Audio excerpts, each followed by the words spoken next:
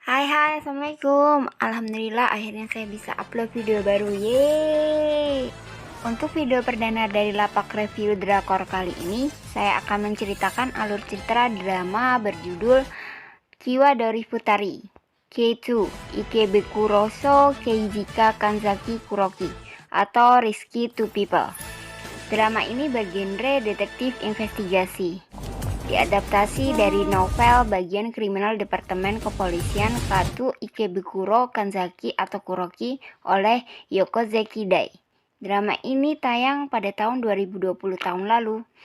Memiliki 6 episode dengan durasi tonton sekitar 45 menitan dan ditayangkan oleh stasiun TV TBS Jepang. Oke, nggak usah lama-lama, kita lanjut ke alur cerita ya. Drama ini dimulai dengan sebuah adegan penculikan, di mana seorang pria diseret masuk ke dalam sebuah bangunan. Pria ini bernama Kenji Kuroki, yang diperankan oleh Tanaka Kei.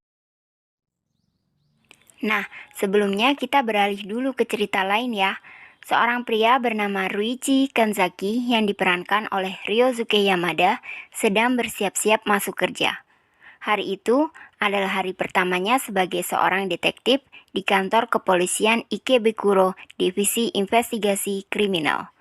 Yuichi Kanzaki adalah seorang detektif baru yang memiliki sisi keadilan dan sangat pekerja keras. Di saat sedang menyelidiki kasus pun, dia sering terbawa perasaan. Bahkan terkadang ikut menangis mendengar kisah para korban atau tersangkanya. 姿勢一貫真心を込めて誠心誠意努めますので、どうぞご指導ご鞭撻よろしくお願いします。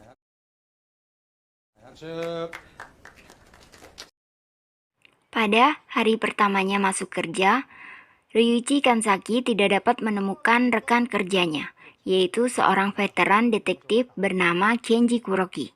Tentu saja, karena Kuroki saat itu sedang disekap entah di mana.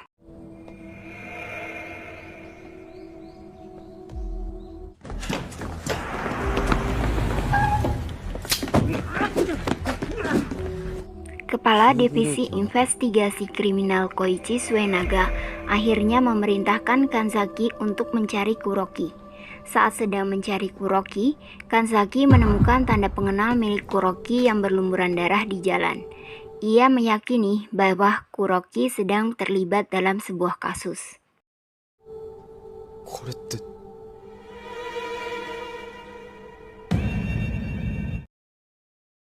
Kepala investigasi Koichi Suenaga yang mendapat laporan tersebut hanya mentertawakan laporan Kanzaki.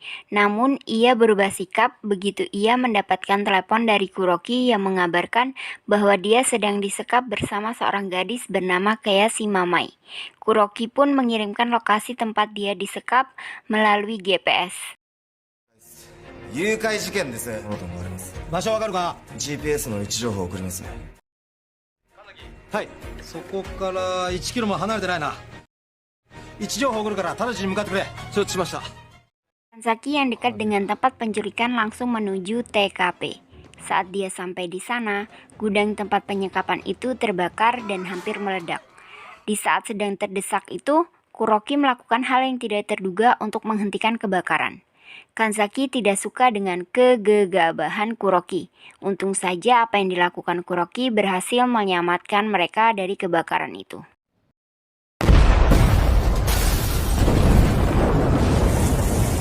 Sayangnya di saat itu pula Kanzaki tahu sikap masa bodoh, cuek, dan juga sembrono milik Kuroki, sehingga membuatnya hilang hormat kepada seniornya tersebut. Ketika mereka masih berdebat tentang masalah pemadaman, Kayashi Mamai kembali diculik, sehingga kedua detektif itu kembali ke kantor polisi dengan tangan kosong dan mendapatkan murka dari Koichi Suenaga.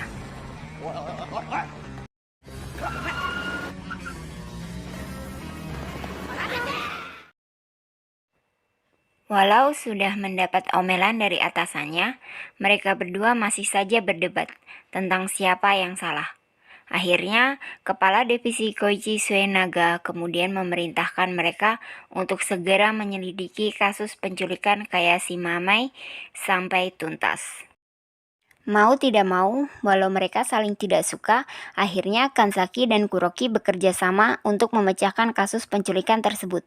Sayangnya, saat mereka berada di rumah Kayashima Mei, Mei ternyata tidak diculik. Lantas, siapa sebenarnya Kayashima Mei yang disekap bersama Kuroki malam itu? マイうちの娘です。茅島舞です。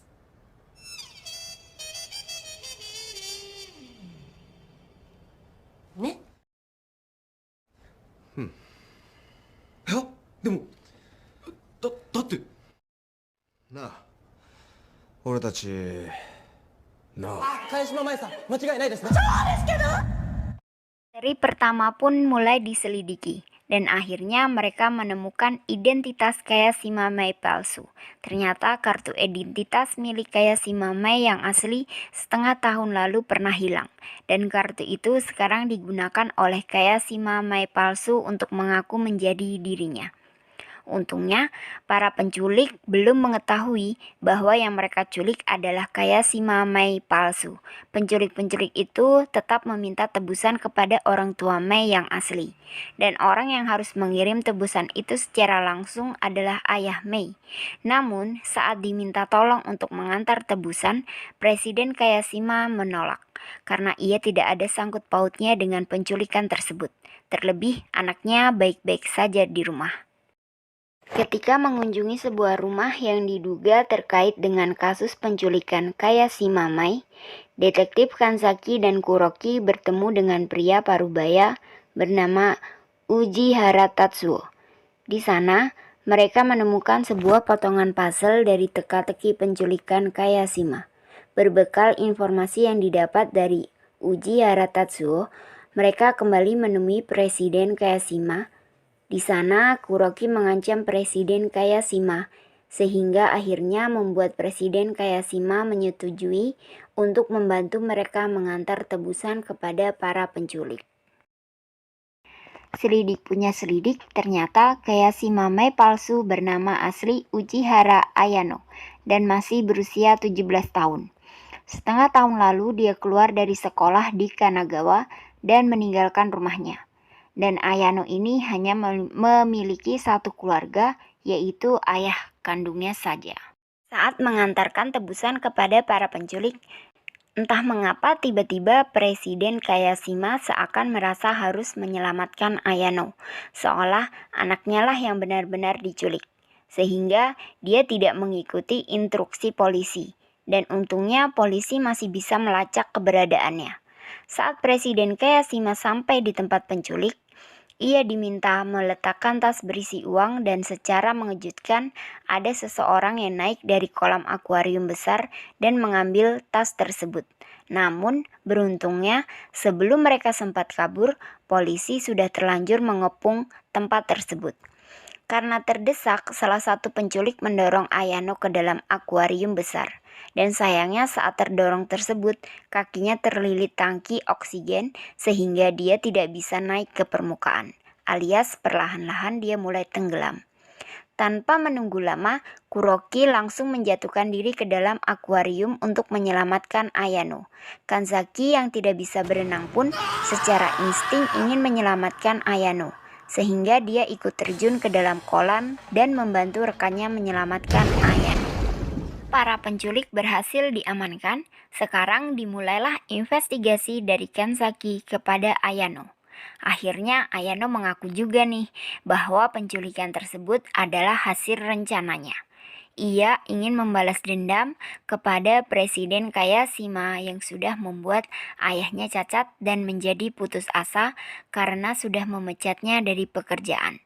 Padahal, ayah Ayano mengalami kecelakaan kerja saat sedang bekerja di perusahaannya, yang mana seharusnya perusahaanlah yang menanggung penuh seluruh biaya rumah sakit dan lain-lain. Presiden Kayashima yang mengetahui kebenarannya sangat murka, tetapi ia juga menyadari kesalahannya.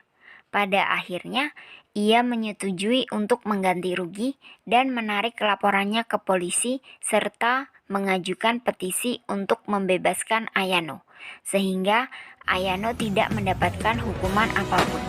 Ayah Ayano pun ikut berterima kasih kepada dua detektif yang sudah menyelamatkan anaknya tersebut.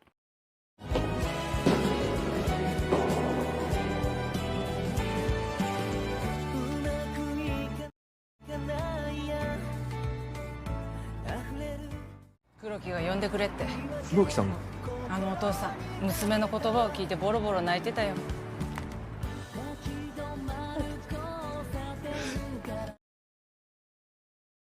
Di ending cerita, Kanzaki dan Kuroki sudah berbaikan. Mereka memutuskan untuk makan malam bersama.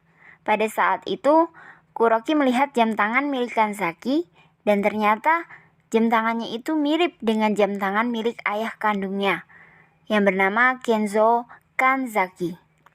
Kuroki tidak memiliki nama belakang Kanzaki sebab ia pergi meninggalkan ayahnya saat berusia belasan bersama ibunya. Tiba-tiba saja saat melihat jam tangan itu, masa lalu Kuroki terlintas di ingatannya kembali. Karena masa lalu itu, Kuroki sangat membenci ayahnya hingga saat ini. Setelah bertemu dengan Kanzaki, Kuroki memutuskan untuk kembali ke rumah masa kecilnya. Rumah itu sekarang ditempati oleh Kanzaki. Kuroki pun memberitahu Kanzaki bahwa mereka memiliki ayah yang sama. Dan bisa ditebak kan, pasti Kanzaki sangat shock. Sebab selama ini ayah Kanzaki sendiri tidak pernah mengatakan apapun kepadanya.